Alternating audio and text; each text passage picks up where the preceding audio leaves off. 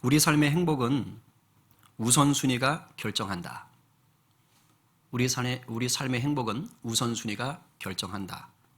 라고 저는 말하고 싶습니다.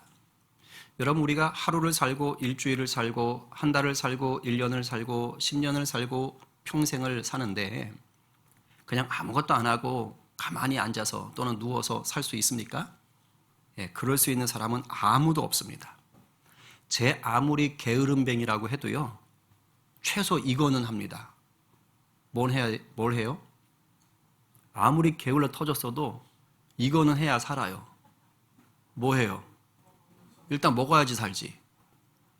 자고 싸고 이런 걸 해야 될 거 아니에요. 그치? 세상 없는 게으름뱅이도 먹고 자고 싸고 이 일들은 해야 되는 거예요. 그죠? 그 게으름뱅이도 맨날 똑같은 음식 주면 힘들어할 거예요. 뭘 먹을지 고민하겠죠.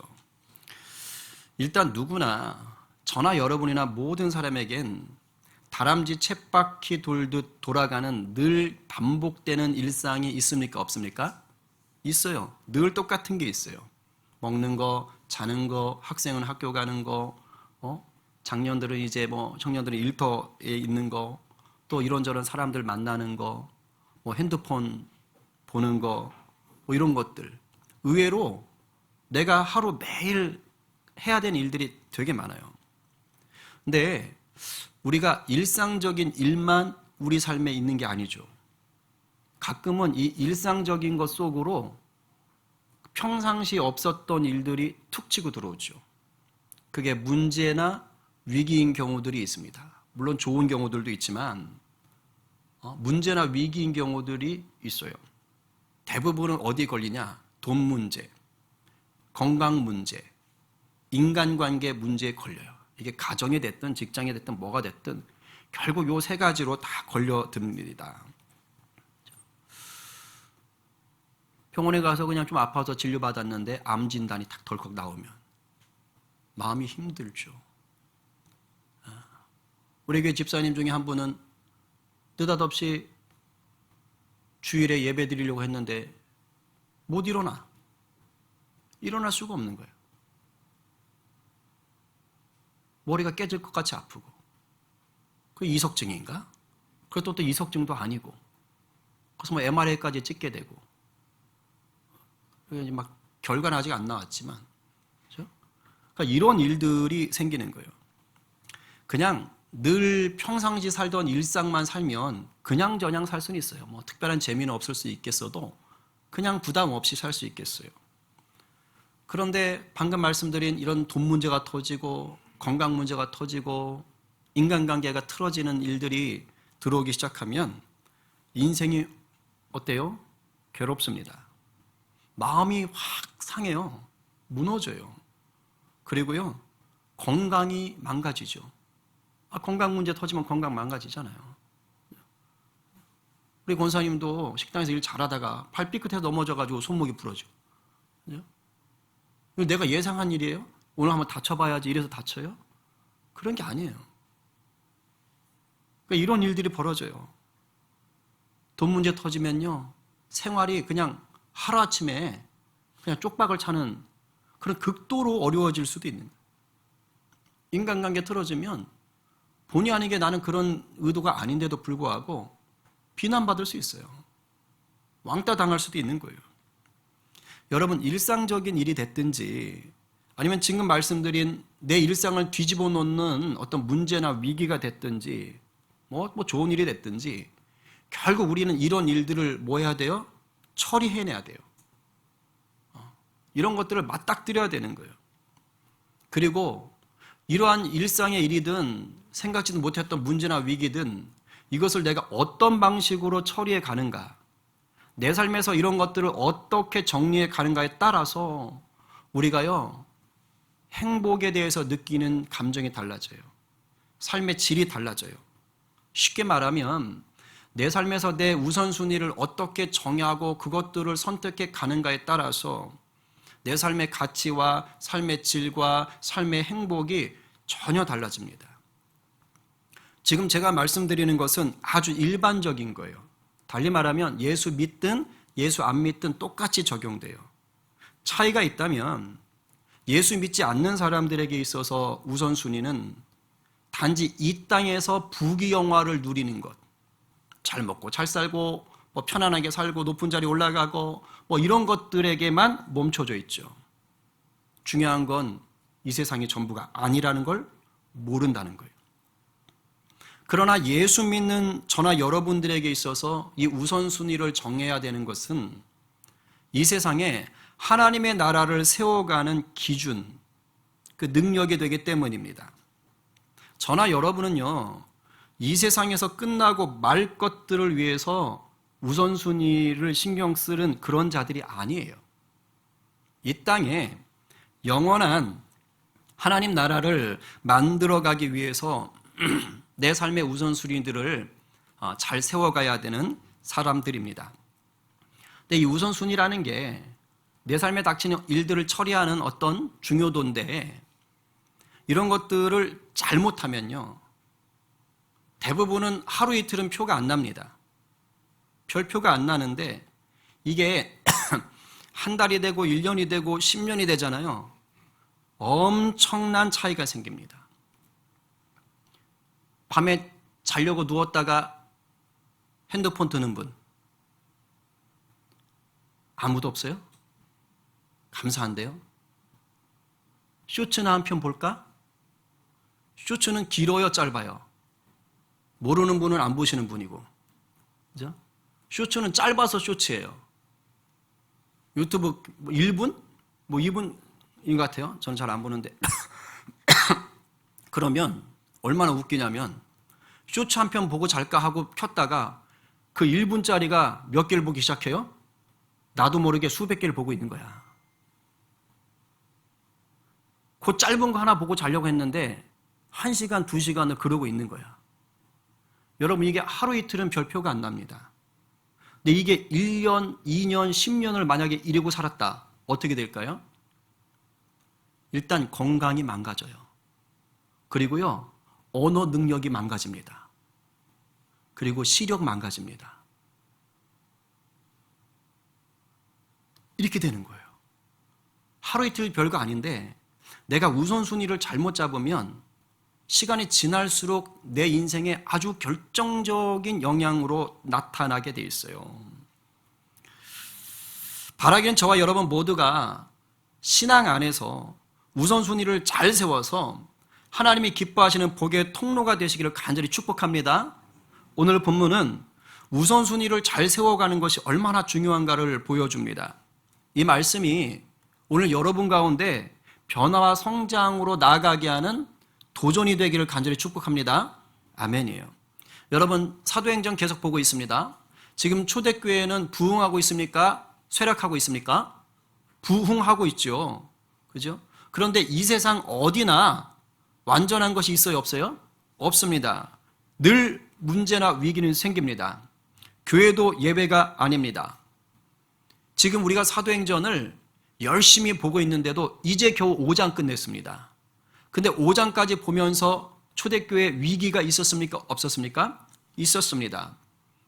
먼저는 아나니아하고 삽비라 부부가 성령님을 속이고 그냥 바나바처럼 전 재산 다 바치는 거 보기 좋아 보이니까 자기도 한번 해볼까 이랬다가 헌금을 속이곤 했지요.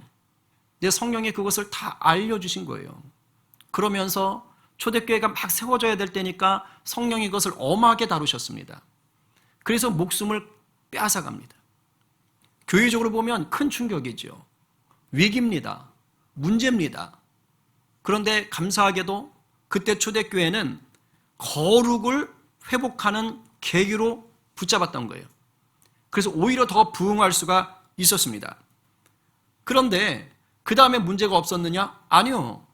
이렇게 부흥하니까 종교 권력자들이 너무 싫어하는 거예요. 그러니까 붙잡아다가 감옥에 집어넣고 때리기도 하고. 여러분, 5장에서는요, 사도들 전부가 감옥에 들어갑니다. 자칫하면 모든 사도들이 다 그 자리에서 죽을 수도 있었던 위기가 있었습니다. 근데 감사하게 우리 주님께서 천사를 보내서 꺼내주기도 하시고 적진에 있는 가말리엘이라는 율법학자를 통해서 일부러 하나님께서 또 역전으로 보호해 주시기도 하셨습니다. 이런 문제들이 있는 거예요. 그래서 이런 문제들을 지금 겪어 나가면서 초대교회가 부흥하고 있습니다. 그러면 이 정도 문제가 좀 지나갔으면 이제 좀 탄탄대로를 겪었으면 좋겠어요. 문제가 없으면 좋겠어요. 위기가 닥치지 않으면 좋겠어요. 그런데 오늘 본문을 보니까 교회에 또 위기가 닥친 거예요. 또 문제가 발생한 거예요. 더군다나 아나니아 삽비라처럼 악한 행동을 한 것도 아닙니다. 사실은 선행을 베풀다가 이런 일들이 발생을 했어요. 1절 말씀을 다시 읽겠습니다. 자, 시작. 그때에 제자가 더 많아졌는데 헬라파 유대인들이 자기의 과부들이 매일의 구제에 빠짐으로 히브리파 사람을 원망하니, 자, 그대로 보여주시면 헬라파 유대인이 나오고 또 무슨 유대인 나와요? 히브리파 사람들 나오죠. 자, 둘 다 유대인입니다. 둘 다 유대인이고, 저기서 그때 제자가 더 많아졌다 이렇게 돼 있죠. 여러분들은 제자하면 딱 떠오르는 게 누구죠? 예수님의 12제자 이렇게 알죠. 저기서 그때 제자가 더 많아졌다는 말은 12제자가 아니고요, 초대교회 모든 성도들을 포함하는 겁니다. 그래서 5절에 가게 되면 제자 나오다 5절에 온 무리가 이렇게 나와요. 이제 같은 동격으로 나오는 거예요. 저 말이 제자를 쓴 이유가 있어요. 아까 우리가 암송했던 것, 성전에 있든지 집에 있든지 예수 그리스도를 뭐 했다 그랬죠? 예, 전하는 것만 있는 게 아니고 뭐 했어요? 가르쳤어요. 달리 말하면 말씀으로 날마다 훈련을 받은 거예요. 그래서 초대교회 성도들의 신앙이 제자 수준이라는 거예요. 그냥 교회만 왔다 갔다 하는 그런 종교인으로 머무는 그런 사람들이 모여있는 게 아니란 뜻입니다. 지금 나름대로 신앙생활에 훈련이 되어 있는 자들이 초대교인들이다 라고 지금 성령께서 저렇게 단어를 쓰게 하시는 겁니다. 성경은요 절대 허투루 적히지 않습니다. 5장 마지막 절에 배우고 가르치고 그리고 훈련 받았더니 그들이 뭐가 되었다? 제자가 되었다 라고 얘기하는 거예요. 우리도 제자로 세워지는 교회 되기를 간절히 축복합니다. 네.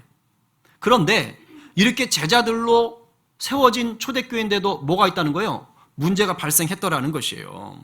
문제가 발생하는 거예요. 일부러 나쁜 짓 한 것도 아닌데 상황이 그럴 수밖에 없는 거예요. 이 당시에 초대교회는 크게 두 부류의 사람들이 모여 있습니다. 첫 번째 부류는 주류예요. 주로 많은 사람들인데 누구냐? 이스라엘이라는 영토 안에 살고 있는 유대인들이에요. 우리식으로 말하면 저나 여러분처럼 이 대한민국 영토 안에 살고 있는 토종 한국인, 요게 누구냐? 히브리파 사람들이에요. 이 사람들이 주류입니다, 교회에. 자, 또 한 부류가 누구냐? 이 사람들이 헬라파 유대인이에요. 이 사람들은 유대인은 유대인인데 이스라엘 안에 안 살아. 우리로 말하면 한국인이긴 한데 국적이 어디 있는 거예요? 미국이나 중국이나 일본이나 뭐 사우디라든가 영국이나 이런데 재외동포들을 얘기하는 거예요. 오순절에 절기를 지키러 왔다가 여기 정착한 겁니다. 예수님 믿고 지금 교회 공동체가 돼가지고 정착한 사람들인 거예요. 자, 문제는 뭐냐? 여러분, 우리 재외동포들 2세, 3세, 4세들 오면은 한국말 잘합니까? 못합니까? 못하죠. 어떤 경우는 아예 못하는 경우도 있어요. 이런 상황이에요. 히브리파 사람들이 주류예요. 그러니까 이 사람들이 뭔가를 주도적으로 합니다. 그런데 헬라파 사람들도 있어요. 근데 이 사람들 중에는 이 히브리어, 정확히 말하면 아람어인데 지금 이 유대인들이 쓰고 있는 아람어가 안 되는 사람이 많아요. 그러니까 재외동포 중에 한국어를 모르는 사람들이 많은 것과 똑같은 상황인 겁니다. 그래서 지금 과부들을 돕는데 이것들이 의사소통이 좀 안 되는 경우가 있는 거죠. 지금 사도행전에 보게 되면 우리가 2장과 4장에서도 봤지만 성도들이 은혜 받으니까 다들 어떻게 했어요? 자기 재산과 소유를 팔아가지고 헌금으로 가져왔어요. 그러니까 사도들이 그걸 가지고 인마이 포켓한 것이 아니라 그것을 다 각자의 필요를 따라 나눠 쓰는 겁니다. 그러니까 각자의 필요를 따라 나눠 쓸 때 특별히 어려운 사람들한테는 더 써야겠죠. 근데 구약 성경, 하나님이 구약 시대부터 특별히 어려운 사람들은 잘해줘라 라고 아예 하나님 명령을 하셨어요. 그 특별히 어려운 사람들이 세 부류가 있어요. 누굽니까? 나그네, 과부, 고아인 거예요. 이 세 부류는 특별히 잘해줘야 되는 거예요. 그러니까 사도들도 지금 초대교회 안에 누구한테 신경 쓰는 거예요? 이 세 부류에 신경 쓰는 거예요. 근데 오늘 본문에서는 누가 나오는 거예요? 과부들이 나오는 거예요. 과부들에게 신경을 쓰는 거예요. 그래서 날마다 구제하는 거예요. 날마다 먹을 것을 줘야 되고 날마다 필요한 것들을 줘야 되는 것입니다. 그런데 문제는 뭐냐? 헬라파 과부들, 헬라어, 그리스어를 쓰는 사람들, 그 과부들이 구제받지를 못하는 날들이 있더라는 거예요. 그러니까 뭐 하는 거예요? 화가 난 거예요. 뭐야? 우리 같은 교인인데 멸시하는 거야? 차별하는 거야? 똑같은 과부인데 왜 이래? 막 이러면서 미친 거예요. 누구한테? 거기 주류였던 히브리파 사람들한테. 그 사람들이 업무를 봤으니까 상황이 이렇게 돼버린 거예요. 왜? 말이 안 통하니까. 그래서 맨날 실로암 실로암 우물가에서 구제물품을 주는데, 예를 들면 히브리파 그쪽 사람에서, 자, 내일은 솔로몬 행각에서 구제물품을 주겠습니다. 근데 이 말을 못 알아들은 거야. 그럼 뭐 하는 거예요? 히브리파 사람들, 과부들은 다 저 솔로몬 행각 가서 구제물품 받는데, 헬라파 사람들은 그냥 실로암 연못 가가지고 왜 안 줘? 우리 빼버리는 거야? 막 이러고 있는 거죠. 일부러 악하게 한 게 아니야. 그런데 실수들이 있는 거예요. 이런 실수 있을 수 있어요? 없어요? 있어요. 제가 예전에 교회에서 사역을 할 때 어떤 상황이 있었냐면은 어떤 이제 프로젝트를 해가지고 시상을 하게 되었습니다. 그래서 시상 선물을 굉장히 좋은 거를 마련했어요. 제가 아니고 다른 분이 이제 담당하셨는데 굉장히 좋은 걸 마련해가지고 그 시상식 날 마지막 날 이제 그걸 다 나눠줬어요. 그런데 한 분이 아파서 못 오셨어요. 근데 그거 담당하는 분이 이걸 몰라가지고 체크를 제대로 못했어요. 그래가지고 선물이 하나 남네? 이렇게 생각한 거예요. 그래가지고 그날 수고했던 분 중에 한 분에게 당신 오늘 수고하셨어요 하고 그 선물을 줘버렸어요. 근데 며칠 뒤에 아파서 못 왔던 분이 찾아왔어요. 선물이 형편이 없었으면 안 왔을 텐데 선물이 좋다는 소문을 들었던 것이죠. 그래 찾아와서 그 사역자한테 와가지고 선물 주세요 라고 한 거야. 그 선물 있어요 없어요? 상당한 시가의 선물이었는데 선물이 없단 말이야. 그래가지고 자초지종을 벌벌 떨면서 얘기했는데 그 아팠다 돌아오신 분이 이해하고 그럴 수 있죠 하고 돌아갔을까요? 하고 돌아갔을까요? 한동안 말도 안 했어요. 삐치셔가지고. 이게 일부러 그런 게 아니야. 그런데 그런 일들이 일어날 수가 있는 거예요. 내가 착하게 살려고 하고 좋은 일 하려고 하다가도 얼마든지 실수가 있는 거예요. 여러분, 교회도요, 하나님이 역사하시는 곳이지만 모이는 사람들은 완전합니까? 불완전합니까? 불완전해요. 빨리 옆에 분에게 이렇게 말씀하세요. 당신 불완전합니다. 그래서 이렇게 또 한번 말씀하세요. 그래서 위로가 됩니다. 여러분, 불완전한 사람들이 모여요. 그래서 잘해보려고 하지만 일이 얼마든지 꼬일 수 있어요, 없어요? 있어요. 잘해보려고 하는데 일이 틀어질 수 있다니까? 그래서 오해도 생기고 문제도 생길 수가 있어요. 우리 교회라고 예외인 줄 아세요? 아니요. 얼마든지 그런 일 일어납니다. 초대교회가 딱 이런 상황이에요. 여러분, 구제하는 것은요, 굉장히 중요한 사역이에요. 그런데 여기에 문제가 생겼기 때문에 어떤 위기가 닥친 거예요? 공동체가 둘로 쪼개지게 생긴 거예요. 교회가 깨지게 생겼다고 지금. 여러분, 이런 게요, 한순간이에요.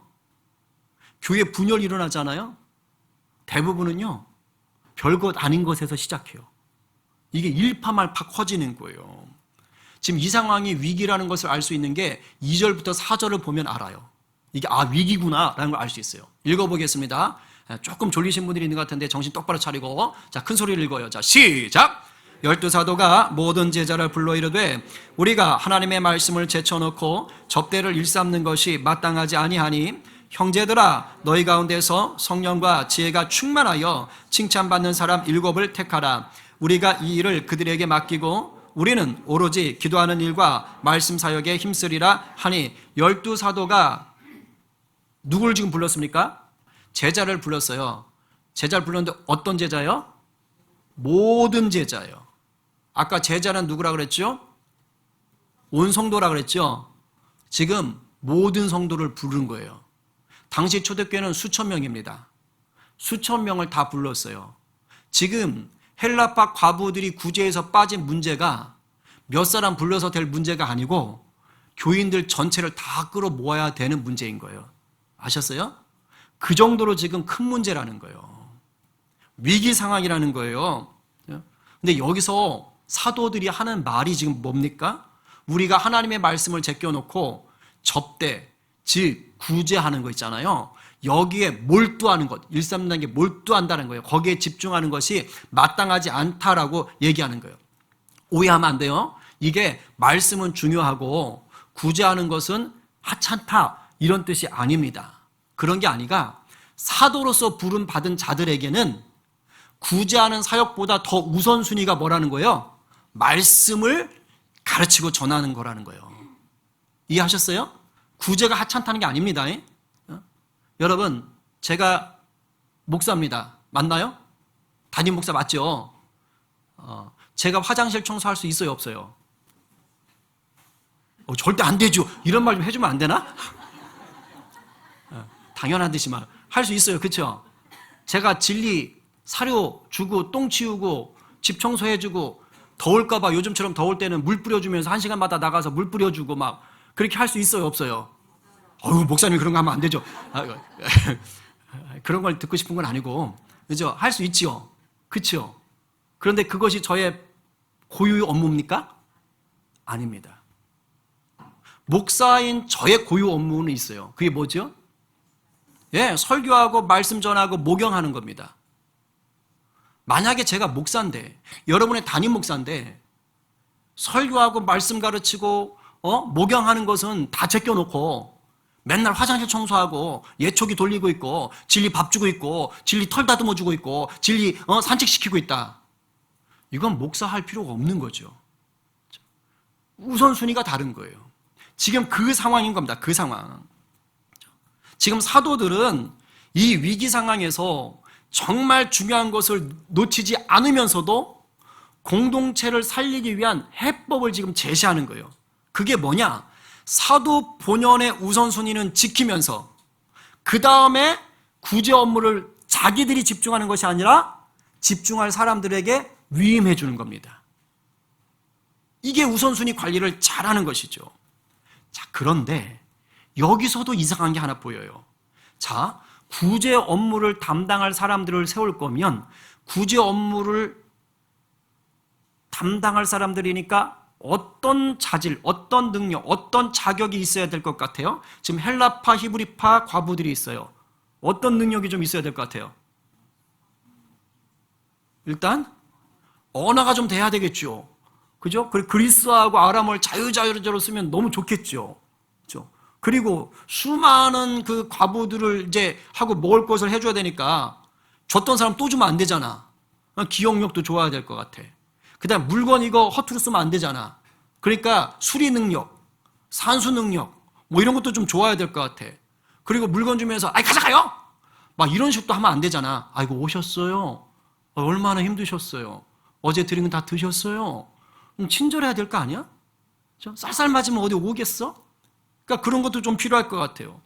그리고 그냥 오늘은 좋은 구제 물품 나왔네 하고 막 그냥 우리 과부 언니들이 막 달려들 수 있잖아. 그럼 뭐 하는 거요? 줄 서시기 바랍니다. 믿는 자들 그래서 되겠습니까? 그래서 뭔가 통솔력도 좀 있어야 될 것 같고 이래야 될 것 같아요. 그런데 지금 사도들이 이 전담하는 사람들을 뽑는 자격이 뭡니까? 3절에 이렇게 써 있어요. 형제들아 너희 가운데 성령과 지혜가 충만하여 칭찬받는 사람. 그러니까 온 성도가 인정해 줘야 돼요. 뭐를? 저 사람은 성령과 지혜가 충만하다. 여러분 바로 저거예요. 이 세상에서 우선순위를 세우는 것과 세상 속에서 하나님 나라를 세워가는 성도의 우선순위는 다릅니다. 명심하세요. 세상은요, 어떤 일을 시킬 때 그 일을 잘하냐 못하냐를 가지고 뽑습니다. 어느 정도 잘하냐, 어느 정도 실력이 있냐를 가지고 뽑아요. 그게 우선순위입니다. 능력이나 기능이 우선됩니다. 근데 여러분, 성도의 우선순위는 뭔지 아십니까? 능력이나 기능이 아니고요, 영성입니다. 영성.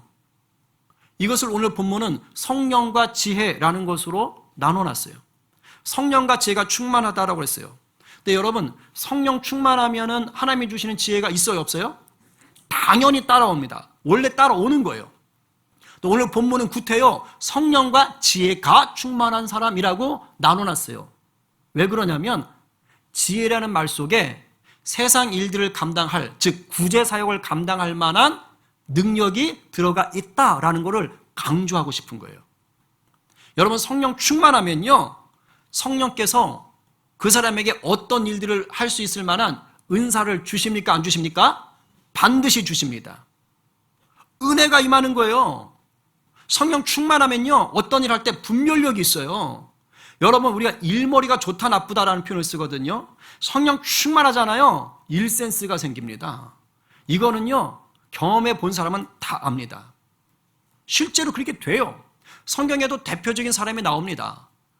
하나님이 모세를 통해서 성막을 만들어라 할 때 모세가 성막 만들지 않았습니다.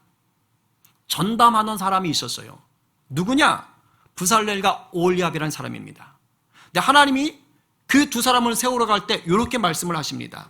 출애굽기에 보니까 내가 유다 지파 훌의 손자여 우리의 아들인 부살렐을 지명하여 부르고, 하나님 부르시는 거예요. 하나님의 영을, 성령을 그에게 충만하게 하여, 성령 충만이죠. 그 다음 뭐예요?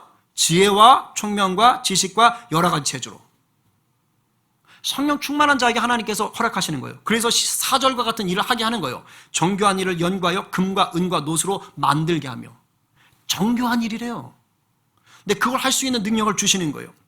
6절에 보면은 내가 또 단지파 아히사막의 아들 오홀리압을 세워서, 하나님이 세우는 거예요. 그와 함께하게 하며 지혜로운 마음이 있는 모든 자에게 내가 뭘 주어?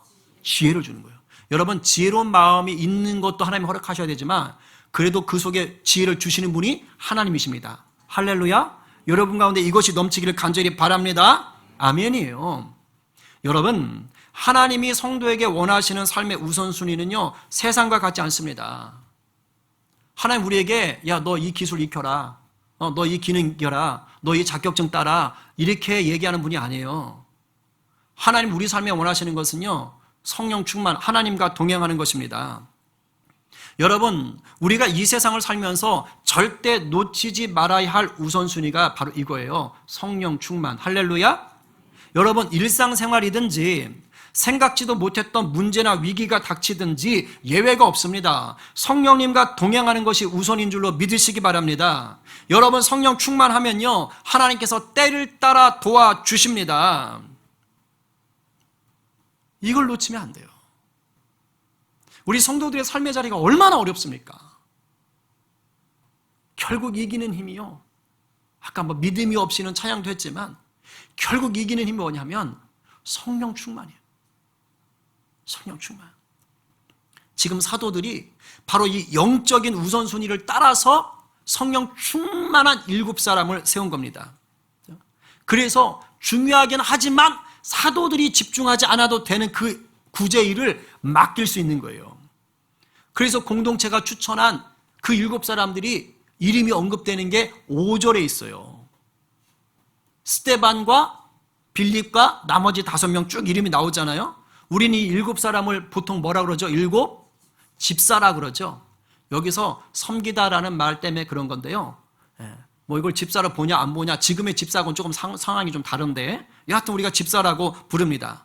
근데요, 저 이름들이요 다 뭐냐면 유대식 이름이 아니고 어디식 이름일까요? 헬라 이름이에요. 유대식 이름은 시몬 뭐 이런 게 유대식 이름이에요. 그러니까 저 이름들은 다 헬라파예요. 저 사람들은 헬라파 사람들인 것입니다. 자, 저렇게 세워진 것에 대해서 그 다음에 7절에 보면, 오늘 본문 7절 마지막에 보면 허다한 제사장의 무리가 그리스도 예수님을 믿게 됐다고 그러거든요. 이 부분은 오늘 주제하고 조금 비교가기 때문에 제가 이번 주 오늘 하루 영의 양식 때 다룰 겁니다. 이 말은 뭐 하라는 거죠? 보겠어. 댓글로 출석하세요. 예, 아니 이번 주에 이제 다룰 테니까 여러분들 그 영양식 잘 하셔요. 왜냐하면 설교를 깊이 묵상할 수 있어요. 그러니까 여러분들이 그렇게 은혜를 누리시길 바랍니다. 그래서 이제 오늘 주제로 좀 정리를 하려고 하는데, 혹시 스티븐 코비가 쓴 성공하는 사람들의 7가지 법칙이라는 책을 읽어보셨나요? 몰라도 돼요. 거기에 보면 시간관리 매트릭스라는 것이 나옵니다. 쉽게 말하면 이거예요. 중요하냐 중요하지 않냐, 급하냐 급하지 않냐를 가지고 4등분해서 영역을 나누는 거예요. 그래서 내가 하루를 살 때, 내가 인생을 살 때 어디에 집중해야 될 것이냐, 어떤 것들을 조금 내버려야 될 것이냐, 요거를 좀 알 수 있도록 도와주는 표입니다. 자, 저것을 살짝 응용해서 여러분들에게 소개하면 이렇게 돼요. 자, 왼쪽 위에가 중요하고 급한 일이에요. 요게 1. 그 다음에 오른쪽 위에가 중요한데 급하지 않은 거예요. 이게 2. 그 다음에 왼쪽 밑에가 중요하지 않은데 급한 거예요. 이게 3. 그리고 오른쪽 밑에가 중요하지도 않고 급하지도 않은 것들이에요. 우리 인생에 이러한 4가지들이 있어요. 근데 우리가 어디에 우선순위를 잡냐에 따라서 인생이 확 달라지거든요. 자, 여러분 한번 보세요. 어디 있는지. 4번째부터 말해볼게요. 역시 우리 세진 집사님. 야, 내가 아까 1부 때 조금 했는데 이거 크게 보여주시네. 자, 성령 충만한 사람이야. 4번째 영역. 뭐 한 거예요? 중요하지도 않고 급하지도 않아요. 그런데 여기에 우선순위 두고 사는 사람 많아요, 적어요? 난가? 예, 맞습니다. 일상 도피용 소일거리. 그냥 시끄러워. 그리고서는 도망가듯이 뭐 하는 거 있어. 뭐가 됐든 그게 있어. 미디어, SNS, 무의미한 시청, 보지 말라는 거 아니에요. 근데 그냥 완전히 막 미디어에, SNS에 빠져 사는 분들, 잠잘 때 쇼츠 하나 볼까 하다가 1시간, 2시간 보고 있는 분들, 다 여기에 해당되는 거예요. 그리고 시간 낭비성 취미 및 지나친 오락. 취미 필요해요. 오락할 수 있어요. 근데 거기에 너무 많은 시간을 투자하는 분들이 있어요. 제가 가끔 보면 골프장에 아침에 차대 있는데 저녁에 나가는 분이 있어요. 물론 뭐 훈련생 같으면 가능해요. 근데 그게 아니라 아예 그냥 죽치고 앉아있는 사람이라면 이거는 뭐 하는 거예요? 이쪽 사쪽에 있는 거예요. 이렇게 살면 인생이 어떻게 되느냐? 무책임한 인생 되는 거예요. 영적으로 보면요, 영적인 침체가 옵니다. 그리고 무기력해져요. 삶의 의미가 없어요. 가치가 없어요. 그 다음에 3번째는 뭐냐? 중요하지 않은데 뭐 한 거예요? 급한 일들. 이거는 날마다 내가 좀, 특히 직장에서 일하는 분들은 빨리빨리 처리해야 되는 일들이 있잖아요. 이런 것들이 꽤 많습니다. 반복적으로 해야 되는 일들이에요. 그래서 바빠. 올해 제가 좀 이런 일들이 많아졌어요. 더 많아졌어요. 좀 바빠요. 근데 우리가 착각해요. 바쁘면 내가 중요한 걸 한다고 착각해요. 근데 여러분 잘 아셔야 돼요. 바쁜데 정말 중요하진 않은 일들이 있단 말이에요. 근데 그걸 안 할 수는 없어. 근데 여기에다만 우선순위를 다 맞추잖아요. 어떻게 되냐? 시야가 좁아져요. 그냥 하루하루 살아. 하루하루. 그리고 무력해. 뭐냐면 내가 이 일을 하려고 내가 지금 이거 하는 줄 알아? 이런 반응이 꼭 나타나요. 그래가지고 그냥 분주함에 늪에 빠져가지고 허덕이며 살아요. 이런 분들도 계셔요. 자, 그 다음에 2번째 아니고 첫 번째 먼저 봐야 돼요. 첫 번째. 중요한데 뭐 하기까지 해? 예, 급하기까지 해. 이런 일 있어요, 없어요? 있어요. 중요한데 급하기까지 해. 예를 들면 갑자기 막 못 일어나겠어. 이런 것들 중요한데 급한 일까지 터진 거죠. 삶의 위기가 닥칠 때, 문제가 닥칠 때가 이런 일들이에요. 근데 삶의 위기나 문제를 만드는 유형이 있어요. 중요한데 급한 일이 되도록 만드는 분. 원래는 중요한데 급하지 않았던 일이야. 근데 중요한데 급한 일을 자꾸 만드는 분이 있어요. 이런 분들이에요. 일을 자꾸 미루시는 분. 나는 일을 자꾸 미룬다. 마지막 날까지 미룬다. 이런 분은 뭐 하는 거죠? 큰일 났다. 이렇게 되는 거예요. 이런 분들은 중요한데 급한 일을 스스로 만들어내. 이런 분들의 특징이 뭐예요? 스트레스가 쌓여 있어요. 스트레스가 쌓여 있어요. 그리고 탈진합니다. 반드시 탈진해요. 반드시. 교회 사역을 여러 개를 맡아서 열심히 하는 분들이 이렇게 돼버립니다. 매주 돌아가는 것들이니까. 그리고 위기에 땜빵 하다가 끝나요. 근데 잘 들으십시오. 수많은 사람들이 지금 말했던 네 번째, 세 번째, 이 첫 번째에 거의 인생을 다 그냥 거기다가 그냥 소진해버려요. 거기에 우선순위를 잡는데요. 진짜 중요한 거를 빼먹고 삽니다. 이 두 번째가 해결이 돼야지만요. 첫 번째도 잘 견디고 세 번째, 네 번째를 조절할 수 있게 되는 거예요. 이 두 번째, 뭔지 아세요? 급하지는 않은데 정말 중요한 거예요. 이게 내 인생의 본질을 붙잡습니다. 영적으로 보면 기도와 말씀이에요. 이게 영적인 기본기입니다. 이거 당장은 중요하지 않아 보여요. 근데 여러분 이거 놓치고 살잖아요? 인생이 서서히 무너져요. 그리고 육적으로 보면 건강관리 같은 것들 평상시 해야 되는 거예요. 해도 문제가 생길 수 있어요. 그러나 하는 것과 안 하는 것은 차이가 있죠. 필요할 때 휴식을 얻는 것. 사실 저 부분은 저도 좀 할 말이 없긴 해요. 쉽지 않은 영역이에요. 그리고 좋은 인간관계. 정직하고 신실하고 성실하게 인간관계 맺는 것들. 내가 내 성장을 위해서 장기적인 계획을 가지고 도전하는 것들. 뭐 외국어 공부가 됐든 자격증 공부가 됐든 이건 하루아침에 되는 것들이 아니거든요. 근데 우리가 이런 것들을 붙잡아야 되는 거예요. 특별히 영적으로 이 두 번째 영역인 말씀과 기도 부분을요 붙잡아야 돼요. 세상 일도 중요하지만 이걸 붙잡아야 영과 육이 가치가 있고 행복해지는 거예요. 특별히 이 영적인 영역을 잘 붙잡잖아요. 그러면 첫 번째 중요한데 급한 일이 터졌을 때 담대해져요. 정말 담대해져요. 그리고요 하늘로부터 부어지는 평강, 여유가 있습니다. 달리 말하면 특별한 은혜를 경험하는 거예요. 특별한 은혜를 경험하는 거예요. 절대 이거 놓치시면 안 됩니다. 우리 성도들 삶이요 어려워요. 생각지도 못했던 위기, 그냥 내가 마음을 고쳐먹고 주여 하다가도 그냥 한순간에 무너지게 만드는 일들이 얼마나 많은지 모릅니다. 그럴수록 평상시에 이걸 해야 돼요. 예수 믿었다는 것은 어떤 의미냐? 거듭났다는 뜻이죠. 맞죠? 거듭났다는 건 뭐냐? 예수 믿기 전의 인생과 예수 믿은 후의 인생이 다르다는 뜻입니다. 이젠 우리가요 하나님의 자녀로 하늘의 복을 누리고 나누는 자로 살아야 되는 거예요. 근데 이렇게 살려면 뭐가 돼야 되느냐? 바로 이게 돼야 되는 거예요. 당장 급하진 않지만 결국엔 나를 하나님의 자녀답게 세워주는, 나를 하늘의 복을 누리고 버티고 나누며 살게 해주는 이 영적인 기본기를 다지는 것을 내가 끊임없이 붙잡아 돼야 되는 거예요. 말씀과 기도로 예배로 나를 붙잡지 않으면요 결국 이게 하루 이틀 지나면서 이걸 소홀히 하면 무너진다니까요. 언제요? 중요한데 급한 일이 터질 때.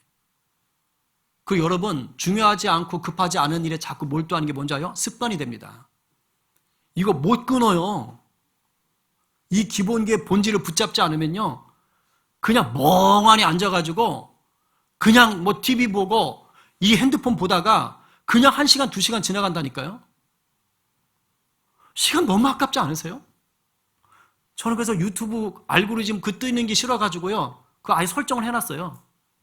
그러니까 제가 머리가 나쁘니까 뭐 봤더라? 이것도 몰라. 그러니까 훨씬 줄었어. 왜냐면 저도요 조심하는 사람인데요 알고리즘 뜰 때는요 나도 모르게 보게 된다니까. 무서워. 요즘 아주 그냥 무서워요. 막 볼 수밖에 없는 것들이 가족 뜨게 만든다니까요. 우리 스스로가요 이 두 번째 영역을 영적으로 붙잡지 않으면 다 무너집니다. 바라기는 말씀과 기도 붙잡아서요 여러분들 성령님과 동행하는 삶, 세상을 이기는 자의 삶을 놓치지 않게 되기를 간절히 축복합니다. 오늘 누가 연약하고 분주하고 실수하고 문제 많은 우리 인생을 돌아보시는 내 주님께 삶의 우선순위를 드리시겠습니까? 오늘 누가 예수님의 제자로 당당히 살기 위해서 말씀과 기도의 우선순위를 날마다, 일주일에 한 번이 아니고 날마다 붙잡으시겠습니까? 십자가 은혜로 새 생명 얻었음을 감사하며 하나님의 자녀답게 살기로 결단하는 저와 여러분 모두가 되기를 간절히 축원합니다.